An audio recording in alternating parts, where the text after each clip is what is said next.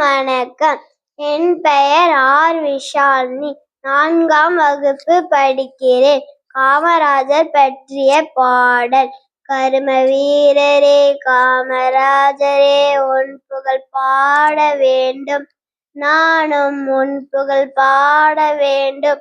ஊருக்கு ஒரு பள்ளியை திறந்தாரு, உணவை அறிய வைத்தாரு, எப்போதும் எளிமையாயிருந்தாரு, ஏழைகளை உயர வைத்தாரு. கரும வீரரே காமராஜரே, உன் புகழ் பாட வேண்டும், நானும் உன் புகழ் பாட வேண்டும். நன்றி, வணக்கம்.